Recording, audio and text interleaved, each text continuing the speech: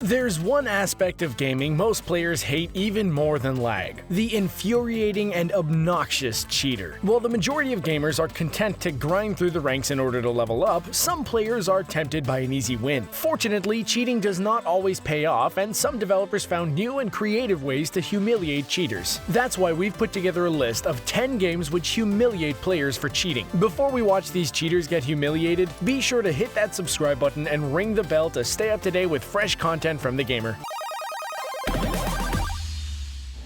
Number 10. Ark Survival Evolved. Gameplay in Ark hinges on the open world in which players can encounter other gamers. Since one of the main goals is survival, working alongside others and creating alliances is a surefire way to fend off imminent death. If a player is lucky, they'll only come across friendly gamers who are well equipped and interested in teamwork. After all, surviving for as long as possible is definitely better than losing the game immediately. There are also other types of players hell-bent on creating destruction wherever they go. In a game like Ark, a player like that could ruin the entire game for everyone. In Ark Survival Evolved, a player going by the name Ricky was ruining everyone's good time by using a series of slurs and being generally abusive. He wasn't technically cheating, but he was certainly going out of his way to destroy the other player's experiences. The players opted to lock him in a wooden cage until he behaved. The best part is the developers outlined how to hold another player hostage in their FAQs. Since players can't commit suicide and respawn, Ricky was trapped until he decided to play nice, and his captors fed him so he could not die naturally. After 10 hours in a cell, Ricky decided to behave.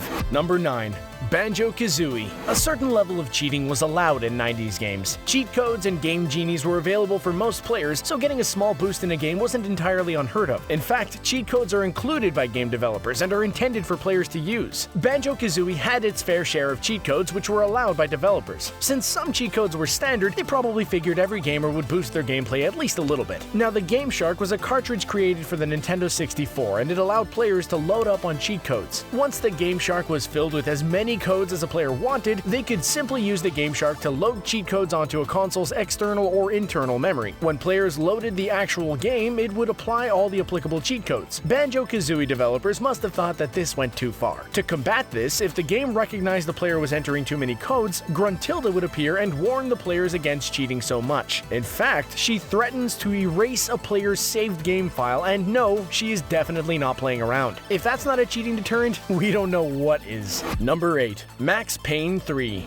Cheaters typically attempt to get ahead of their competition and will find a way around the rules in order to win. If they're playing alone, they're really only cheating themselves out of the best gaming experience. They certainly won't get any better at the game if they depend on cheats to get ahead. If they're playing with other gamers, however, they run the risk of ruining gameplay for honest players. In Max Payne 3, a substantial amount of players were cheating to the point where it caused Rockstar to make a semi-official announcement. The gaming company was tired of a handful of cheaters ruining the game for other players. Using hacked saves, modded games, and other means to beat out the competition, cheaters were ruining the gaming experience for a lot of people. Rockstar came up with a sufficient solution which would take care of the cheaters while still profiting off of them. If a player was caught cheating in Max Payne 3, it would be very difficult for them to find a server to play on. Annoying? Very much so. But Rockstar didn't stop there. Instead of banning a player outright, they were shuttled off to a different server filled with other cheaters. Cheating is only worthwhile if a player is winning. If everyone else is on level playing ground, then no one's having fun. Number 7.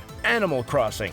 Animal Crossing is probably the last game anyone would associate with cheating. After all, it's supposed to be a laid-back, fun game for all ages. The only cheater in this game should be Tom Nook with his outrageous prices. So how could a player cheat in a game like Animal Crossing? Most players are aware of resetting a game in order to take back some previously made poor choices. Paid too many bells for that apple-shaped television? Of course! Simply turn the game off without saving it and go back to square one. While this doesn't exactly seem like cheating, Animal Crossing begs to differ. Once the game is restarted, players will be welcomed back to their town by Resetti, an angry mole who lectures gamers on being rude. Apparently, Resetti considers setting the clock back the most offensive action a player can take. If a gamer continues to reset the game in order to mess with the progress of the game, they will be met by Resetti once again. Resetti will lecture players every single time and grow increasingly more angered with each reset. Eventually, Resetti will force the cheating player to issue an apology if they reset the game too many times. This mole sure does make mountains out of molehills. molehills. Number 6. Marvel vs. Capcom 3.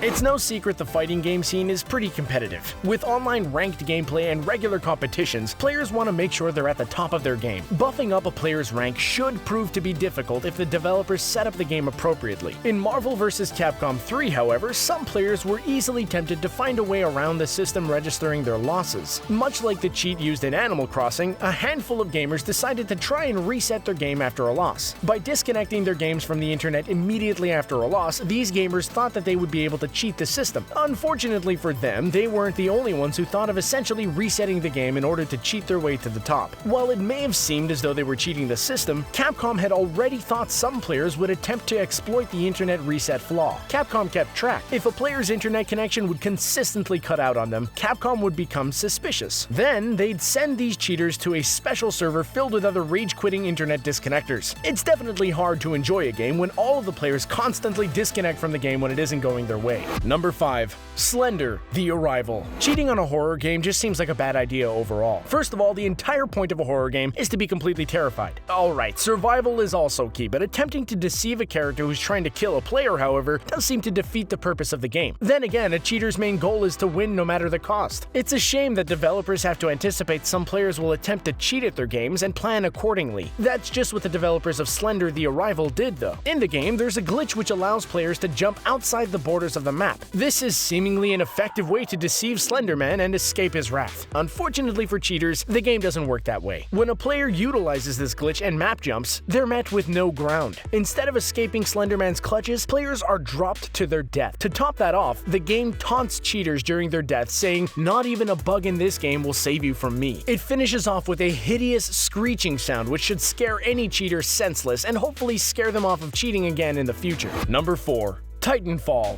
What is it with first-person shooters and cheaters? If a player can't progress their skill level in-game, perhaps they should reconsider their preferred genre. Players who spend countless hours training in order to compete in their favorite first-person shooters should not be tortured by aimbotting cheaters. Nevertheless, this is an issue which seems to continuously follow the first-person shooter community. Whether it's Counter-Strike Global Offensive, Overwatch, or Titanfall, it seems like aimbotters pop up enough for the developer to take notice. If honest players are lucky, these cheaters will be caught and punished accordingly. Now that's precisely what EA did when a cheating epidemic caught their attention. Instead of banning cheaters outright, EA decided players using aimbots and other cheating methods would probably benefit more from rehabilitation. Cheaters were forced to play against other cheaters only. To ensure that cheaters weren't tainting the rest of the community, if a player wanted to play with their friend who was a cheater, they'd be stuck playing with cheaters too. Sure, they could still play the game, but getting a huge dose of their own medicine more than likely diminished their good times. Think of it like quarantine for aimbots. Number 3.